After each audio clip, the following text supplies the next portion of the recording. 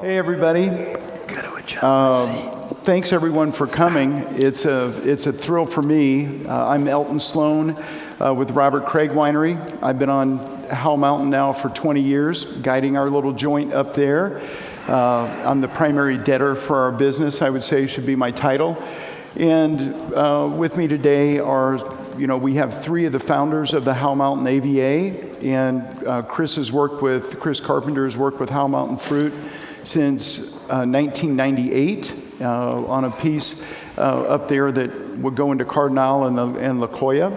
And so I think it's really important that we all gather here today, because I've always thought of Howell Mountain. I just remember my first experience with Howell Mountain was when I was in distribution in 1989 in a warehouse in Indianapolis when they said, oh, this is a bottle that's not on the list, and why don't you take this La Jolla cab home and see what you think? And I think it was maybe a 1986 La Jolla Howell Mountain cab. My first taste of that made me realize, hey, this is something totally different than what I'm showing my customers currently. And with all of the nested AVAs now, I think we have 14 of them in the Napa Valley. I think about what kind of valley this would be if we didn't have a Stag's Leap and a Rutherford and an Oakville and a Mount Veeder and a Spring Mountain, Diamond Mountain, et cetera, et cetera. But Howell Mountain was the first nested AVA in the Napa Valley in 1983, and I think Sam, who is our fearless leader of the Howell Mountain Vintners and Growers and everything that we do for Howell Mountain, thanks so much, Sam, for putting this together, said, hey, we have to get together and talk about it because, unlike St. Helena or Yountville or even Napa, when you drive up Howell Mountain, there's no meat, there's no coffee, there's no wine. It's a Seventh-day Adventist community, and so we don't have a lot of the trappings that the other AVAs have had. And I think despite the fact that it's some of the greatest wine on the planet Earth, we maybe have been too shy about saying what it is. And so we're very fortunate to have three of the founders of the AVA here today, in Bob Breaksman and Randy Dunn and Mike Beatty. So, Bob is the founder of Summit Lake Vineyards, along with his wife, Sue, is that right? Yes. Tell me that's correct. And Randy and Lori Dunn, of course, with Dunn Family Vineyards, and then Mike Beatty, Howell Mountain Vineyards, and now Beatty Family Wines. Is that right, Mike? Yes. So, I've seen these characters around for many, many years, but I think with my 20 years and Chris's 25, they've all been on the mountain for twice as long. So I'm going to go ahead and dive right in, and because when I sent an email, with our rehearsal time for a Zoom, Randy sent me back an email that's going to be forever. Randy, I'm gonna put that in the Howell Mountain Vintners and Growers Hall of Fame. It was, if anybody's seen Allen Iverson talking about practice, Randy just said, really, a rehearsal? I think that's a little too ... So, Randy, let me ask you the first question. I've got to adjust my glasses. Because, we weren't able to rehearse. So let me just ask, who is the producer on Howell Mountain that you like the least? No, I'm not going to ask that. Let me start with Bob and to Bob Breaksman. Bob, I think you were the first of any of us here to arrive on Howell Mountain with your family. And so what brought you to Howell Mountain, and what attracted you to the AVA initially? Some of you know kind of the story, but it's a cute story how I fell into winemaking. Sue and I grew up, and Sue's no longer with us, by the way, but Sue and I went to Palo Alto High School, grew up together, high school sweethearts. I went across the bay to Berkeley, mechanical engineering, which I ended up flunking out after 3 years. Berkeley in the 60s, and a mechanical engineering and an original Animal House. That's a little bit too much for me. And so I finished at San Jose State in mechanical engineering. And San Jose was a great school in engineering.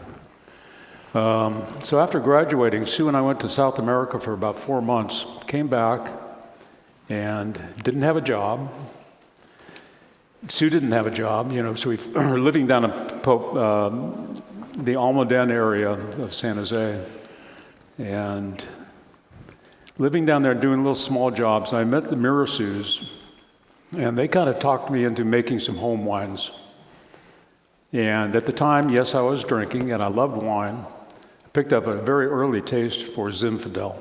I don't know why, but that's why it's here. It wasn't white, was it? But we started looking around, and I was helping a friend build a house out of Point Reyes, but I always came back through Napa Valley and talked to realtors, and I was interested in a vineyard. Not being a farmer, not from a farming background at all. Just thought, well, that looks easy. There's the grapes. So over the course of maybe 4 or 5 months, I'm talking to this one realtor, and he's showing me everything in the valley. And everything in the valley is still $200,000 or $300,000 an acre. And I have no money. I don't have even a job, just about. Kind of lost the train of thought there. You got a job, Bob. Yeah, $200,000 an acre back in the good old days. Yeah. Well, so we're looking at a piece of property, and then he says, hey, there's a little rundown ranch up in Angwin. Would you like to see that? You go, what's Angwin? And so he brings me up here to the most rundown, dilapidated piece of property I think you could ever find. There was vineyard in it that had been abandoned since about 1950s. They abandoned the Zinfandel. It's a mixed black Zinfandel Carignan and Petit Syrah. That had not been tended for about 15 years. So we're talking about it, and I ask him how much it is. And it's $45,000. It's 28 acres. There's a house and a barn and a well. The house is over 100 years old, no insulation or anything like that. So how much is it? And he goes, it's $45,000. And I just had a small inheritance of $45,600. So then we're sitting here in the kitchen, this rundown, dilapidated kitchen, sinks dripping, and I go, $45,000, shit. It took me about 10 minutes. I said, I buy it. What did I get into? And after about 10 minutes, this realtor, very coyly, when I told him I'd buy it, he lit up a smile that you couldn't believe. So about 10 minutes later, he asked me, well, how do you plan to pay for it? And that one stumped me too, so I guess I'll write you a check. The realtor loved that. So I buy the property, and I didn't tell Sue anything about it. So I'm out, running around, doing little odd jobs, going out to Point Reyes, help build this house. But now I'm stopping by in Angwin and working on this house, trying to make it livable. And I'm telling Sue that I'm out working on my friend Tom's house. And Sue's mom would cover for me, too. Sue's mom knew all about it. So for Sue's birthday, I give her a deed to the property. And she can't believe it. And there's a description of the property to make it sound like Tara, with the verandas and the vineyards and the orchards. And so I bring her up here Christmas Eve. And this is it. I'm proud of it. This is, it's going to be our place. We'll live here. We just bring her up. And she starts crying about Napa, crying more, and get up into Angwin. She goes, where is this place? Drive her down the driveway, and it's just pouring rain. You have to make sure you're going fast enough so you could get there. And the house is leaking and running down, just terrible. But getting back to the vineyards, there was some pre-Prohibition Zinfandel planted on it, which we worked on, got about 4 acres of that back into production, and made the outstanding wine. Just, I wish we could have kept a heritage block, when we started replanting everything's been replanted now. We have about 16 acres replanted now. But I wish we could have kept a vintage block, maybe 100 vines, just of the old vines. But it just didn't work. So there's 2 or 3 old vines out there.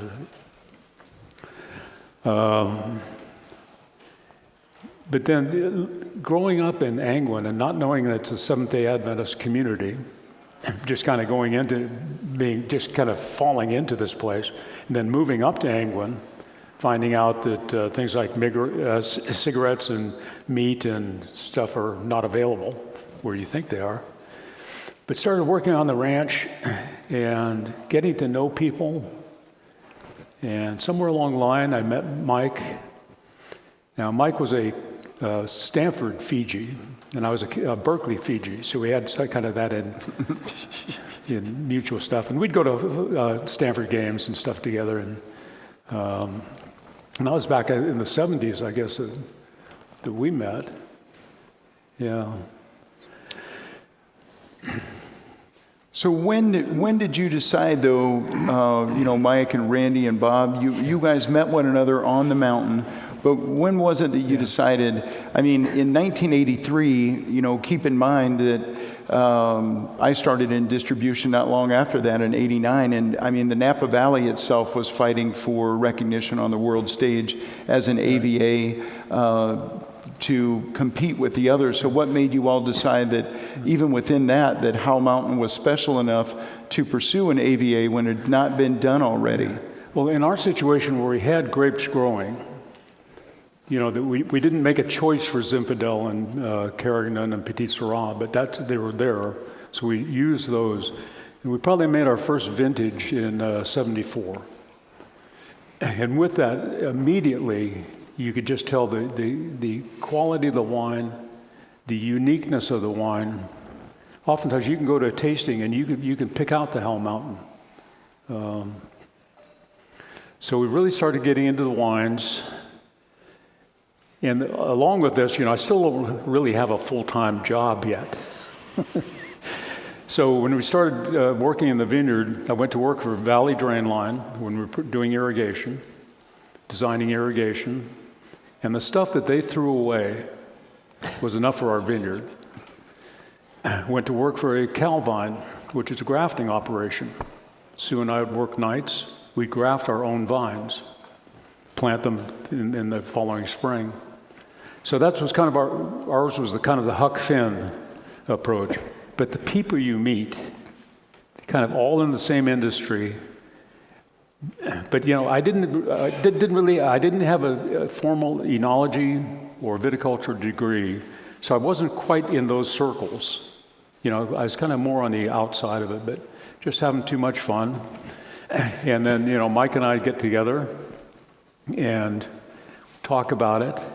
And Howell Mountain, how do you distinguish Howell Mountain from Napa Valley? Well, it's a mountain. How do you distinguish it? And you go, well, that's what an appellation does. It defines an area. So we started talking about appellations. And like we said, Napa Valley had just been, I don't know, what was it, 3 or 4 years, they got their first appellation, or had been part of it. I think they were a year before us, maybe not even a full year. I don't really remember, but I would have thought that the Napa appellation was established, 4 or 5 years before we did. I should know that, but I don't. I don't know. Okay. Who cares? Anybody? Bueller? 83? 82. So 1 year prior. Okay, I think people should be reminded that before that, there wasn't such a thing as an appellation in this country. And that came into effect that if you wanted to name something, like they did in the French do, you had to have rules, regulations, and a way to do it. And that had just come in.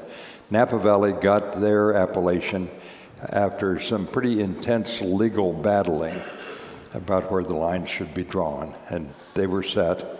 And then we needed to have an appellation because some of us, myself, I was thinking of myself, of course, at the time, as we do, and I was selling fruit. I sold fruit to Cake Bread, and I sold fruit to Ridge. They took Zinfandel and sometimes Cab from me, and these wineries would label it as, at my request, they would label it as Howell Mountain.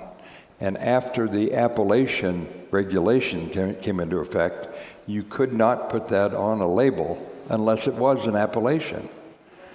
So we needed to have an appellation so some of us could keep selling to our regular customers.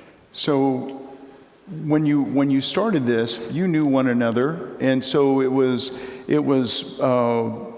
we're missing here Bob Lamborn, who has passed, and Bob March and Gary McConnell, who was the winemaker at Chateau Voltner.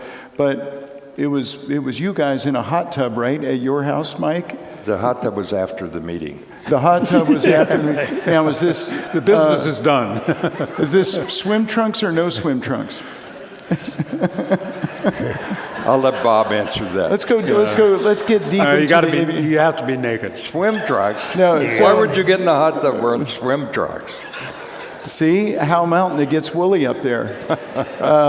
So when you got together at your house, why did you decide Howell Mountain is the only AVA that has an elevation requirement of 1,400 feet?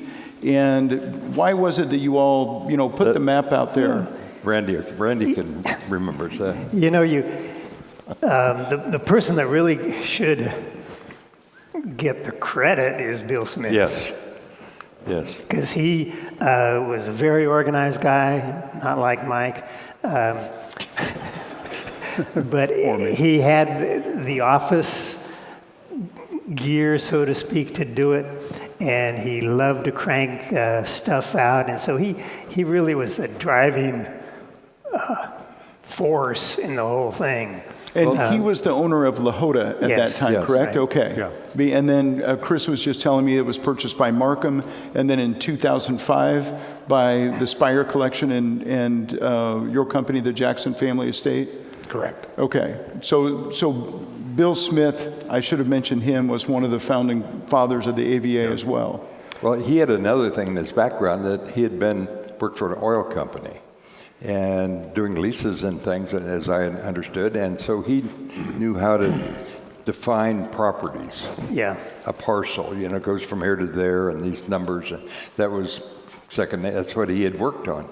He was responsible for the Butte Oil Company, which had an ag division, buying property in Pope Valley and doing all that development. Bill found him that property, and then he found himself a nice place up on Howell Mountain. So, Well, there you go. And so Bill was one of the first people to put out the maps.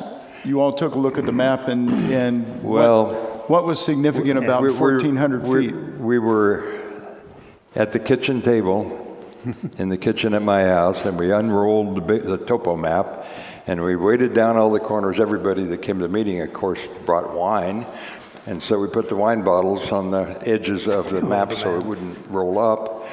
And then we got out a little red marker, and each of us went to the map, and we marked where our property was on the map. And then we stood there scratching our head, trying to figure out how can we define our appellation so it includes all of us. All of us at the meeting. And we discovered... It's a logical thing to do, right?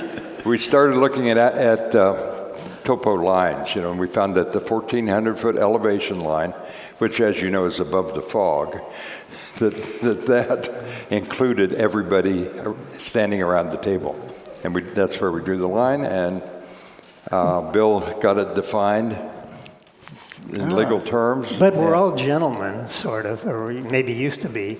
And we did ask some individuals if they wanted to be in the appellation that happened to be down on what we call Lower Howell Mountain.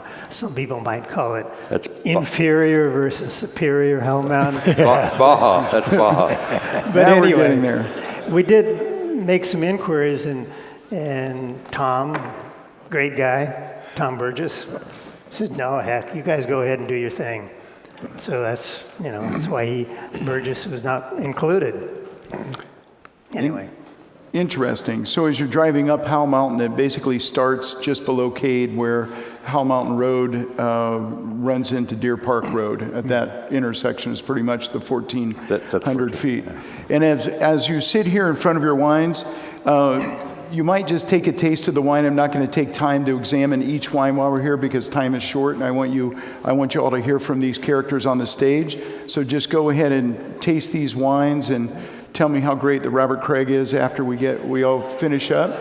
But so it really is a band of brothers up there, and there are fewer wineries now, and I think there's still only just over 1,500 acres planted on Howell Mountain out of, I can't remember, I did the amount of acreage, but it's not a huge amount. It's 14,000 acres under the AVA and only about 1,500 under vine, and between 1,400 and 2,500 feet of elevation. So let me ask Chris, and now that we're talking about the AVA, I'm going to go to Chris and then go to Randy. Chris, and you have a unique experience in producing wines from all, 4 of the 5 mountain AVAs. I don't know if you're on Atlas Peak yet, but you do Diamond Mountain, Mount Veeder, Spring, and Howell Mountain. And what would you say, in your mind, in working with this mountain fruit, what do you think is so different about Howell Mountain? And I'll say, why is it your favorite, like it is mine? We work with those 4 AVAs as well, and Howell Mountain is my home base. Excuse me. First off, it's an honor to be up here with you 3. I'm here because we're also celebrating 125 years of the existence of Lahota, one of the brands that I helped produce. But the amount of stories and experience that you 3 have it's mind-blowing, and I feel diminished by way of your being here with you all, and I really appreciate it. You're not even getting the real stories here. Well, I'm sure there's several of them. We'll have to explore that interesting night in the hot tub later on. Well, why don't, as a matter of fact, why don't we go back, since you mentioned Lahota, I was going to do that. Why don't you start with the historical significance of Lahota itself, because, the Howell Mountain's claim to fame started in the 1890s, and Lahota's award-winning started in 1904, so it didn't just become a thing in 1983 when the AVA started. And I'll mention the fact that it's not all a bunch of middle-aged guys that have done it either. That we're in the Mondavi family's beautiful place here, and that Janice's family has been on Howell Mountain farming grapes there since the 1880s, and certainly her daughters have made waves in the theater of Howell Mountain and what's going on today. So it doesn't all start and end with the AVA. But Chris, I'd love for you to just say a little something about the history of that spectacular property that you work on. It's one of the great California history stories, origin stories. That whole area up there was once owned by Vallejo, and after the Bear Flag Revolt, when he was forced to sell off much of his land holdings, he sold the portion that is the Rancho Lahota to George Yount. And Yount, much like Vallejo did, ran cattle and horses up there, and at some point, the then commandant of the Presidio, General Keyes, who was a Civil War hero, bought the property down the road from for his son, Wilfred Keyes. And that was you all may remember that as the Liparita property. We've renamed it back to the Keyes property. And Wilfred planted grapes up there and did quite successful work with that project. around about 10 years after he planted that property and built the original winery, which if you go up off of Las Posadas Road still sits in the corner up there, a gentleman named Frederick Hess came into town. And Frederick was one of the many Swiss that landed in California at the time. He was Swiss-German. And he recognized not only the excellence of the Keys property, but the opportunity 1 exact mile down the road of the La Jolla property. And he bought the La Jolla property and built another winery. That winery still exists. We still work out of that winery. It was probably designed, as many of the old ghost wineries were, by an Italian, either a Swiss Italian or an Italian Mason. There was a group of them running around at that time building these wineries, probably built by Chinese laborers that were getting out of the quicksilver mines as they were drying up. Has been farmed continuously by Mexicans and Mexican Americans since those days, and really is a piece of California that we're very proud of. That Frederick ran that property up until Prohibition, and like many of his colleagues at the time, had to shut the place down. And then in the 70s, Bill came around, and I think you may even help him. The legend is that you were helping him at that time, at least get started up there. And Bill rebooted the whole property and planted vines in 1976. In fact, the reason that we have the Cab Franc for today is the original vines that Bill planted still exist. Bill was a contrarian. When everybody was planting on AXR, Bordeaux varieties, he planted on St. George. And as a result, we still have those vines. Bill ran it up until 2000 when he sold it to the Japanese holding company that owns Markham. Markham ran it till 2005 when we acquired it. And we take great pride in that property and the history that is part of the property and our now role in that history.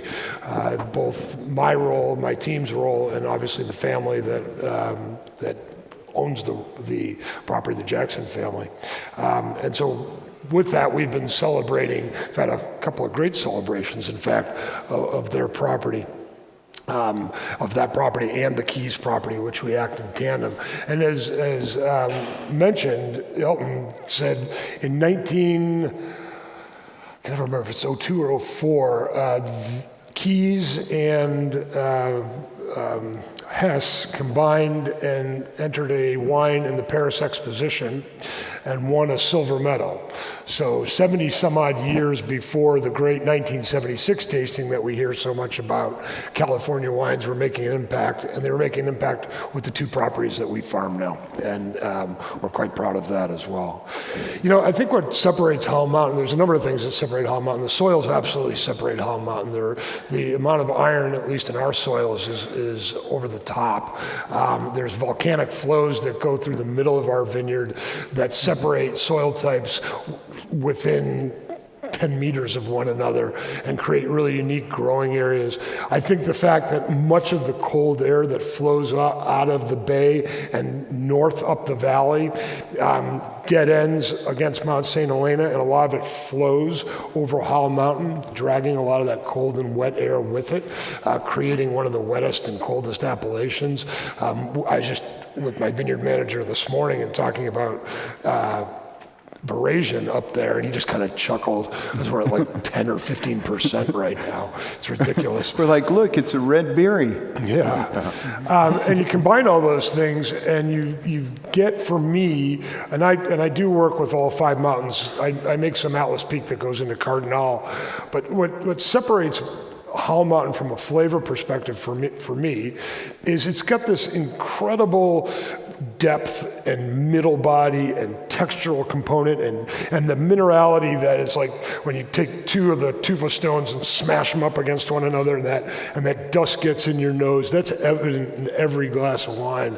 And it's got that dark fruit that screams California, but that herbalness that is reminiscent of Bordeaux and the origins of Cabernet, and that combination of that California-esque character with that Bordeaux undercurrent, I think really defines Howell Mountain. When I taste Howell Mountain wines, that's what I draw out of them versus Vita or Diamond and some of the characters that I get out of there. And it is one of my favorite appellations because of that. The textural side of Howell Mountain, you can't beat it in anywhere in Napa Valley, I think.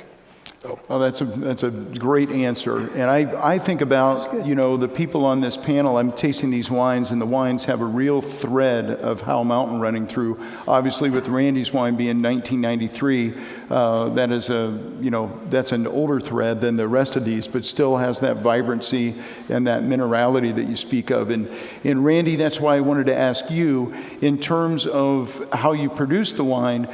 You've always made this a very individual style, and in your mind, in the way you've done it, what have you always done? How have you always worked at the winery and in the vineyard to best feature what the mountain gives you, this particular style? I kind of have a motto, and it's keep it simple, dummy. And we obviously take care of the vineyards, and one of the huge differences between farming up there versus down in the valley floor. In the valley floor, if you're not getting 4 tons to the acre, you're doing something wrong. We struggle. Our average over however many years is probably 2.25 tons to the acre. So it's a whole different animal. And we joke about how in Europe, they found out that maybe they should grow the melons and the corn down in the valley and grow the good grapes up above. But that's just a little prejudice that we throw out every now and then. So,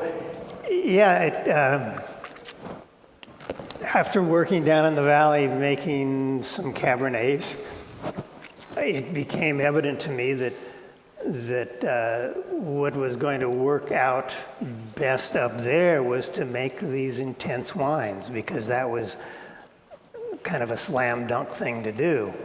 And that's what I did, and we just sort of followed that minimal intervention, if you will. I despise high alcohol, and that's my own problem, I guess. But I actually funded some research at UC Davis to investigate why wines of higher alcohol get better scores. Anyway, so that's a whole nother bag. Hey, well, was it Camus that you started with? Yeah, I was at Camus. How about that? 75 to 85 for 10 years. Wow. I first met Randy, and he was commuting from Davis to Camus. I don't know for how many years. On a motorcycle. Sometimes on a motorcycle, and when that deer jumped out ahead of me at night, I said, maybe I shouldn't be doing this. The stylistic stamp of Randy Dunn has officially left the building down there, but well, and what about you, Mike, and I'll say to Bob as well, what do you all do? And I'll ask Chris, how do you feel like, to me, Howell Mountain has, Chris, what you were speaking about, that minerality and this beauty, and the wines stay young for so long. And to me, you work on everything from barrel selection to your farming method to, as Randy said, keep it simple. I think you have to avoid the temptation to overmake the wines. And so in producing your Zinfandel today, Mike, how do you treat it in order to, when I taste this wine, I just think, wow, this tastes like Howell Mountain when I'm having your wine, and same with you, Bob. Well, we have Old Vine Zinfandel. We don't have it on the table here, but it's downstairs, and maybe you've all had it. And that is a pretty unique thing to farm, because each vine, there's no irrigation. These vines haven't been watered. They're 109 years old, and they've never been irrigated. So you can walk around every vine. There's no trellising or structure except a stake. And we walk around every vine, or a worker does, multiple times a year, pruning, leafing, suckering, trying to adjust the canopy so that every cluster, as it's scattered through the vine, gets about 50% sunlight a day as the sun traverses. So, and that's a lot of work. And we did, when I bought the place back in the 70s, the old vineyard, the old vine Zinfandel, had been kind of started up again after Prohibition, but the vines were all pruned about this tall, and the canes went on the ground. And so we went to every vine and drove a stake beside it and took a cane and brought it up and put a head up higher. And it's been 40 years since we did that. So if you see the vineyard, it looks kind of odd because sometimes the cane was taken from over here and it goes there. They're all kind of crooked going up, but they're healthy. It's surprising that they last that long. They're on St. George rootstock, and so they weren't affected by any of the diseases, except we sometimes have trouble with oak root fungus, and we kind of fight that. But as far as the farming, the main thing that we do at the Beatty Ranch is raise fruit that is sold to wineries. And so we get to work with people that have different styles. Some want it, and they're the customer. They get it the style they want. So when you're a grape farmer, you don't pick until your customer says, I want it now or tomorrow. And then you pick. So they decide the ripening style. But I see some of my customers in the audience here in the past. I think it's worked out very well. Well, that's fantastic. And you know, my next question would be to everybody. I'll start with Chris and just say, you know, one thing I notice about Howell Mountain Wine from the time I sold it in distribution in, you know, the middle of the country in the late 80s and early 90s is how youthful the wine stays for so long. And so I'll start with you, Chris, and say, why do you think it is that these wines have this unbelievable ability to age? To me, the wines are not heavy-handed when they're young. You know, they have an elegance about them, but at the same time, they retain this freshness and this exuberance, you know, in their lives. Yeah, I think it's a combination of the acidity and the tannins, mostly the tannins.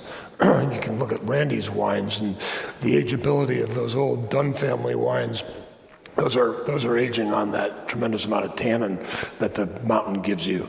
You know, when the mountain viticulture, one of the tricks is dealing with tannins and how to balance them and create a style that is reflective of the expression of the tannin in the different mountains, but also where you want to be as far as approachability and ageability. And the tannins allow you to do that. With the diurnal shift and the shutdown and the tannin metabolism that happens on these mountaintops, those tannins are there and present, and a lot, and the same thing with the acidity. That diurnal shift affects that as well. And I think we all benefit from that. The people that decide to take the, you know, as Randy said, the 2.5 tons per acre versus the 4 to 5 tons per acre financial impact that we have to deal with. But what we get are wines that go on forever and ever and ever. I've told Randy this story before. One of the most mind-blowing wines I've had was an 82 Dunn family, probably about 15 years ago at this time. It was like spot on. It still had that incredible fruit and depth, and you know, that was because the tannins had finally mellowed to a point that all that fruit just went, oh. It's a good hot tub wine. It's a hot tub wine. Well, it's, I mean, you know, in terms of, I think, you know, 2.5 tons says it all, or 2.25 tons per acre. That's about what we receive in our place, sometimes less, especially over the last few years. So you naturally just have a much higher skin to juice ratio. In, you know, farming in these properties, I know a challenge for us as they're very remote. Labor is scarce in the Napa Valley. The cost of everything has gone through the roof. I think Howell Mountain wines in general still represent one of the great bargains that there are in the fine wine marketplace anywhere in the world. What do you all think? Do you think mechanical harvesting is going to come to your vineyard near you soon? I think somebody said to me, name me one wine that you love or feel passionately about that's mechanically harvested. And that's a tough question, but how do you all deal with the pressure of farming up there? Bob, Randy? Yeah, we use a vineyard management company, Pina Vineyard Management, and I've known the Pinas for a long time, and they have just been so instrumental. And they get crews out there. Oftentimes we get a female picking crew of about 12 gals, and they are incredibly good. There's no berries left over. There's nothing on the ground. Faster than the guys. Yeah. But I kind of like to go back to Chris's thing about the tannins. The tannins and the acid balance. After fermentation, you do what you can during fermentation. You've got what you've got to handle that as best you can. But then it's the aging, and those tannin levels just stay. They're wonderful. Just carry the wine. Yeah, agreed. And I think they're super ripe, round tannins. You get that.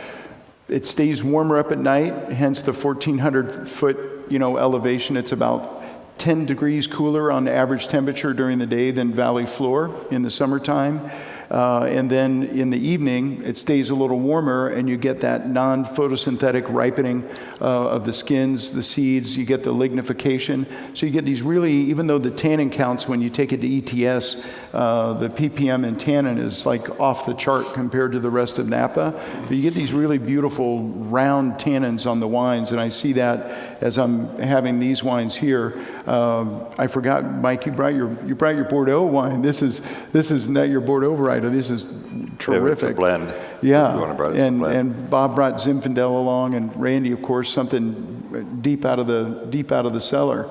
But to me, that's one of the hallmarks of the wine is, despite the size and scope and ageability of the wines, that they have a really great, elegance and mouthfeel and mid-palate to them. They're full and round. Elton, just on a follow-up to your other question, the challenge with mechanical harvesting is most mechanical harvesters aren't designed to harvest off a slope. Yeah. So this causes, logistics problems. We just tested a robot to do some of the more mechanical operations under vine work in our Howell Mountain vineyard, and it worked really well. And the great thing about it is it has less impact on the soil, doesn't pump carbon dioxide into the atmosphere because it's electric. You can send it out a half a dozen times. It doesn't have the labor costs. And it seemed to work on slope as well. So you might see some robots running around in some of our vineyards soon enough. As much for the efficiencies that it creates as the environmental impacts that it doesn't have. So. Interesting. I'll be over there in the flatbed in the dead of the night to try and throw that thing in my truck. Yeah. Good luck. It's a big robot with a forklift. That's to do under vine work, like. Yeah, it's called a NIO, N-A-I-O, and right now it's designed as doing your under vine cultivation, and with years like we're having. So when you're farming organically. And we're moving towards regenerative farming with the vineyards I oversee here in Napa. The biggest challenge is your weed control, especially under vine weed control, because you're not tilling up the soil, and you can't really do that in mountains anyway. So you got to send in tractors and guys with weed whackers to control your weed base. This machine does all of that without having an operator involved. So it's great. And ultimately they'll keep developing it so that it can do sprays, that it can do leafing, all kinds of fun stuff in the future. That's interesting. I mean, it leads into my next question about in particular for you three here on the panel, but for you too, Chris. I mean, God, 98. It seems like a short time ago to me, but that's a while back. That's a while back too, to be working on Howell Mountain. In your time, I mean, what have you seen? What have you seen change? I mean, believe me, I'm on the board of Howell Mountain Vintners and Growers, and every time I come to one of our tasting events, I see a winery that I had not heard of before, which I can't believe it. It makes me, feel like I'm completely out of the loop. But what have you all think has changed for the good and maybe for the negative? Is there more growth in vineyards available? I mean, I look at the game camera. I get shots from Mike up there in our place up on Candlestick, and you see humongous deer, fox, bobcat, mountain lion, bear. None of us like the bears. They can eat about 50 grand worth of fruit in a couple hours, but it is a wild, remote place, and there's always the challenge of what comes next. We can't deforest the entire place. As we all found out, vineyards are a pretty good fire break in 2020. But what do you all think? I mean, Randy, I'll start with you and say, where do you? You're not involved in any controversy at all in that. In the valley, so I'll just get right to you. I think that the hills have kind of, in my mind, reached a saturation level. And people say, oh, come on, Don, there's hundreds and thousands of acres available in the hills to plant.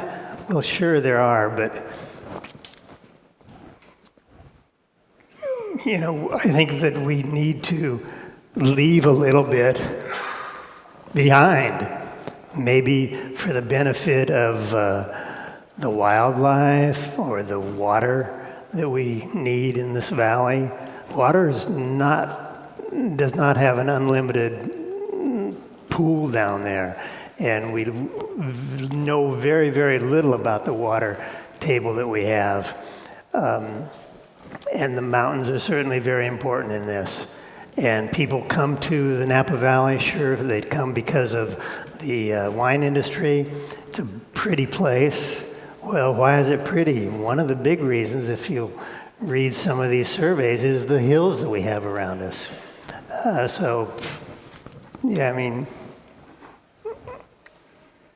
guess you might know I'm a tree hugger. All right. What about you, Mike? Changes? Yeah. What do you see as? Well, And do you would you like to see more development?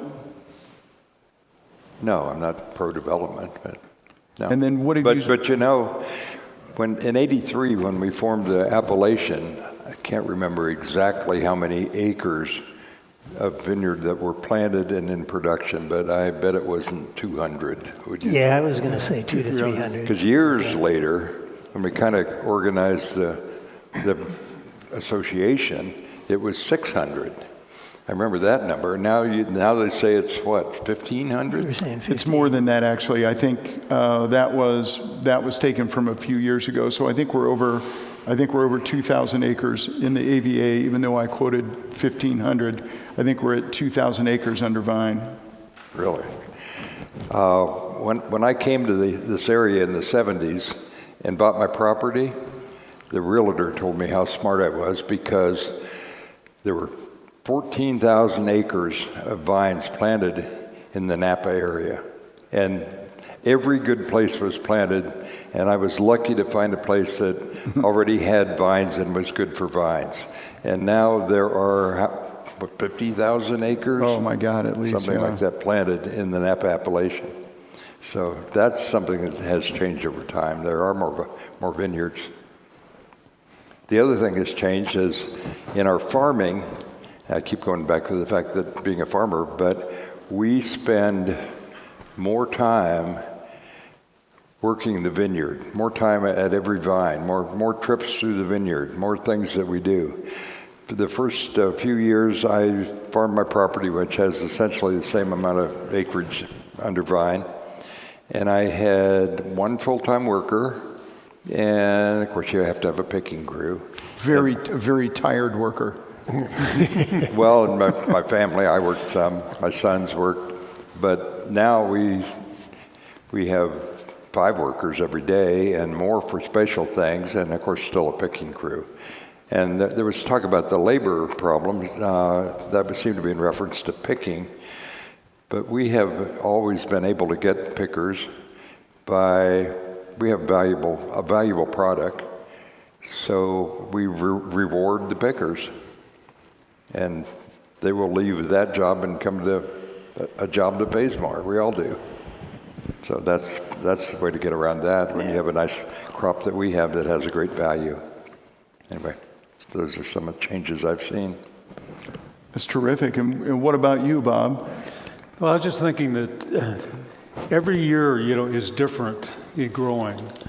We're kind of summizing the total, but every year we work differently. Maybe we didn't have any rain that year, so we've got water problems.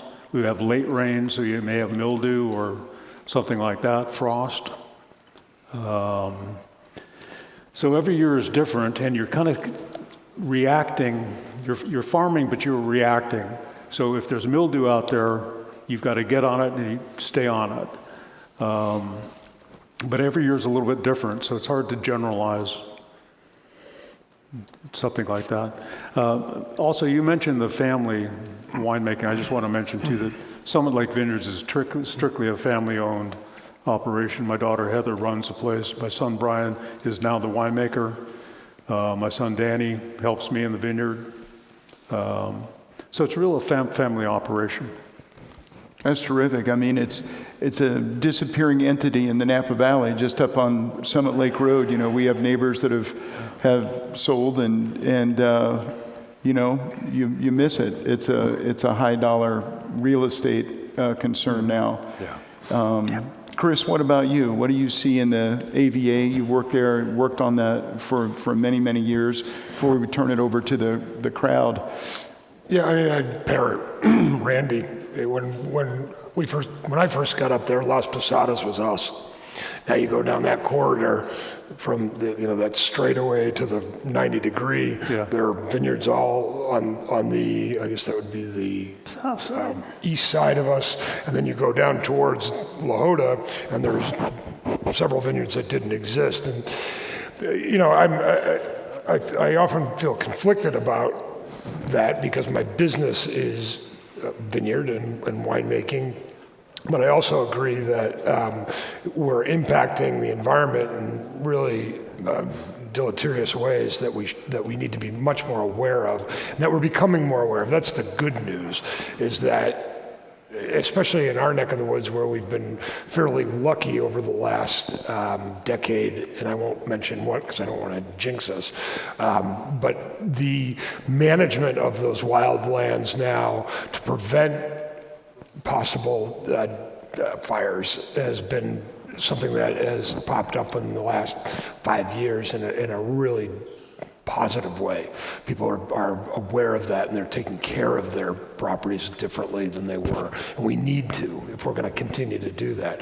But I'm 100% in line with Randy on continued development. I think we need to slow that down as much as possible.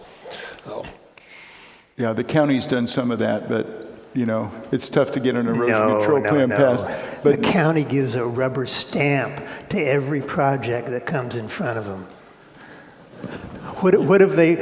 I don't know this man. No, and they're faced with a decision tomorrow on another project that's come before them. Well, it's a tough call. We all live in this beautiful mountain community where we work and produce these singular wines. And I have to say, for all of the panelists, to Mike and Randy and Bob and Chris, thank you so much for your insight. I feel like it might be better served to give these guys a bunch of whiskey at a cocktail party and then film what they have to say. But there's so much involved with this AVA and it being the first. And Sam, I'm so glad that you got us here in this room. But while you have these characters up there. Does anybody here, I just, again, want to thank all of the panelists, but all of our attendees, all of the attendees for taking time. I look at the faces here, and I know you all are extremely busy, and so I'm honored that everybody could make it in to come see us today and talk about my favorite place on the planet Earth. So any questions from any of the attendees while you have these guys in front of you here? Man.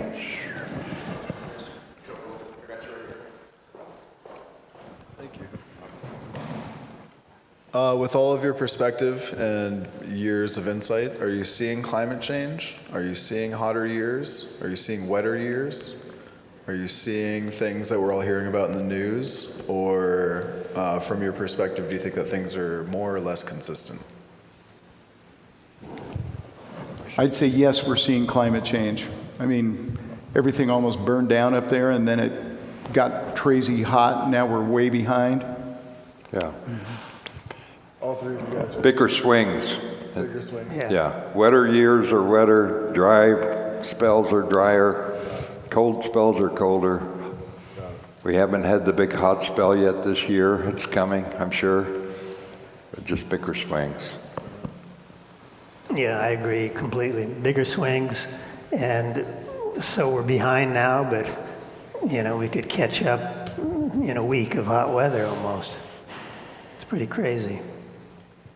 Yeah, it's, I think the year of the fire, I was like, oh my God, we're late. I got to get the vegetation off the vines. And then in September on Howell Mountain, it was like 110 degrees for 7 straight days. And I'm like, we got to get this in. So definitely a change. And I'm sure, we've seen it all. Like this year, Howell Mountain average is 50 or so inches of rain every year, and we're already at 100 inches in 2023. And we're not into November yet. I thought, this is great, we got our water back, and then you get a bill for the canopy management.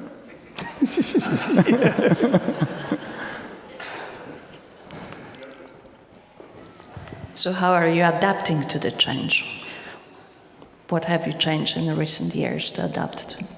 Okay, I'm What's sorry, happening? I can't hear the question. How are you adapting to the changes, to the climate changes? What have you changed in your viticulture? I'm sorry, I got a hearing problem, and I can't understand you. I can How help. are you adapting?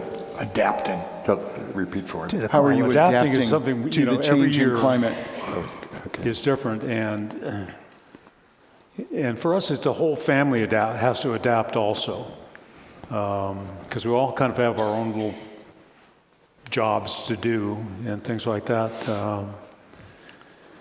And it's tough for a family, and it's getting tougher. The regulations are getting almost impossible to stay up with. The county is just no fun at all. State and feds are okay, but so it's hard dealing with that, and I think that's going to get more complicated, and more dealing with the county, especially the county, is going to get more difficult. And we're in the process with dealing with the county, so not happy about it. And the problems with dealing with the climate is that you're kind of second. The climate throws something at you, and you say, well, Yeah. it's really looks like really bad mildew because we got all this vegetation, and so you maybe pull a lot of leaves more aggressively to get the ventilation and the light and everything, and then whoa, here it gets to be 100 and whatever degrees, and you just screwed yourself because you pulled all the shade away from your leaves. Yes. And so you go out there, and we don't, but some people put up shade cloth. It's kind of a reaction to whatever you get. Yeah. And they call that farming, I guess. Yes. I think Bob said it best when he was speaking earlier, and that farming is responding to what happens. We don't have a plan for what we're going to do 10 years from now. If it turns out to be 5 degrees hotter, we're responding if there's a heat wave tomorrow or frost or whatever happens. Well, you may have a plan, that you hope Well, is going to transpire in 10 we years. learn But about every something. year and every day, you're Yeah. living with it and living it. So Yeah, what is it? Hope for the best, prepare for the worst. So after last year, we lost 50% of our crop valley-wide because of that heat spell. So we installed about $1.5 million worth of misting systems in every one of our vineyards so that we could respond, as these gentlemen are saying, if another heat wave rolls in. Which actually, again, every decision that we're making nowadays as a company, and we should have been doing this 20 years ago, we all should have been doing this 20 years ago, is what is the environmental impact first and foremost to every decision that you make? And how is your decision maybe impacting for the benefit, maybe it's a small increment, the overall environment and the place that we live in. These misting systems, you would think, oh, he's using much more water. In fact, I'll use a quarter less water with these because I won't be pouring water into the soil, hoping that transpiration will take care of it when the heat comes up. Looking at robotic systems that decrease the impact on the soil compaction, that don't pump in diesel fumes into the atmosphere, and that can help me maintain a no-till environment and keep the soil biome as healthy as possible. We're looking at, I'm banging our drum a little bit because we should all be doing this. We look at every possibility now and everything that we can do to affect it in a positive way, because we've not done that as a species for the last couple hundred years. So we need to start thinking that way in general. Get off my soapbox now. Get back into the hot tub. It's a good box. It's a great question. I mean, almost everybody in the Napa Valley as a whole is using lighter weight glass, maybe saying farewell to capsules, because in the mountains, those extremes are, amplified like crazy. And the responses that we talk about, you say, well, you prepare for the worst, but if you have to do more canopy work because it's wet, if you have to put misters in, it all translates into a whole lot of money. And for small family wineries like ours, it means some tough decisions. So we do need to be the best stewards of the environment we can be, because it's a bitch to farm in the mountains in a perfect vintage, let alone when you have fires or smoke or heat spells or wet or frost. We get it all.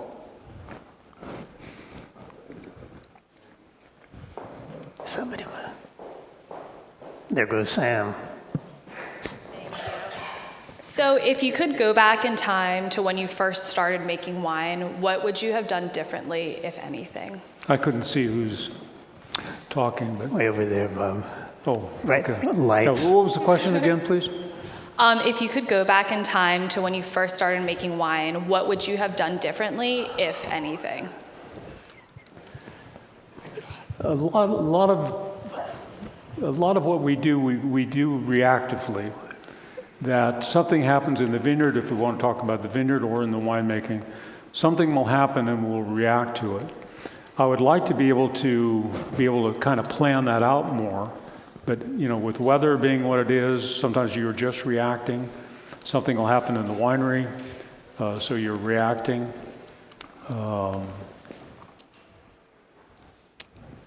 I don't know, does that really answer the question? But Come on, Randy. I'm still in thought. What would you do differently? We should have rehearsed this.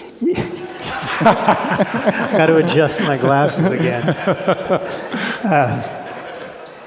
I probably would have dug a tunnel earlier. We put in our tunnel in 1989, and it's just fabulous. We still have some lights in there, the original fluorescent lights really? from 1989. You don't have to look at an ugly building. You don't have to maintain the building. You don't have to cool the building. You just close the door and walk away. They're really cool.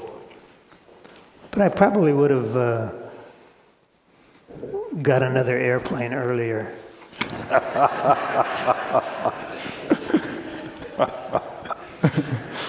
There you go. I wish we had dug it. I'm with you. I wish that we had dug a cave because we're on a perfect site for it. Instead, we paid to cool a poorly insulated building, and going to a alternative closure from traditional cork much earlier on. I am not a traditional cork fan anymore. DM for life, baby. So those are my regrets.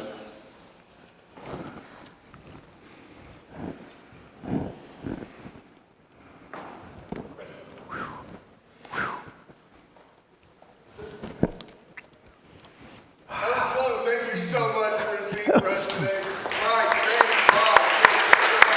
Thank you. Hey, Sam. And thank you to you. God bless okay? Thank you, Yeah, for Sam. Sam. Oh,